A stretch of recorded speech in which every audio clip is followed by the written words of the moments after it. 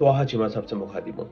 Screen पर आप जो है स्वीडन के प्रोडक्ट्स देख रहे हैं, और मैं आज आप सबसे गुजारिश करना चाहूंगा कि इस वीडियो को जितना हो सके शेयर करिए, डाउनलोड करिए, अपने दोस्तों तक पहुंचाइए कि इन प्रोडक्ट्स को बायकॉट किया जाए। हम कुछ नहीं कर सकते, लेकिन कम से कम हम बायकॉट तो कर सकते ना। वो स्वीडन जिसने कुरान पाक की शान में जो है उसकी बेहरमती की, कुरान पाक को माज़अल्लाह शहीद किया गया इंटरनेशनल लेवल पर, गवर्नमेंट लेवल पर, तो अब इतना तुम्हारा फर्ज बनता है।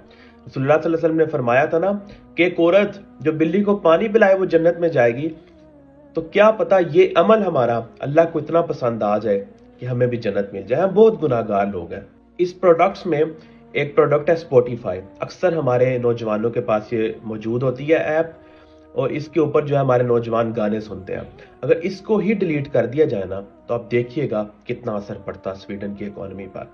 दूसरे में H&M है, एस्ट्राजेनेका के वैक्सीन है, उसके बाद टेट्रा पैक है, जो टेट्रा पैक पैकिंग की जो कंपनी है, हर तकरीबन जो साउथ एशिया या जितने ममालिक है वो टेट्रा पैक की फूड की जो है प्रोसेसिंग करता है। इनको ही बायकॉट कर दिया जाए ना, तो ये मजबूर होंगे उम्मत मुसलमान से माफी मांगने के लिए, क्योंकि हमारे हुक्मरानों में अब वो ताकत नहीं रही कि वो स्वीडन को जवाब दे सकें। अब ये मुसलमानों आपने करना है अपनी कैपेसिटी में रहकर ये प्रोडक्ट्स का बायकॉट कर कर। जज़ाकल्लाह।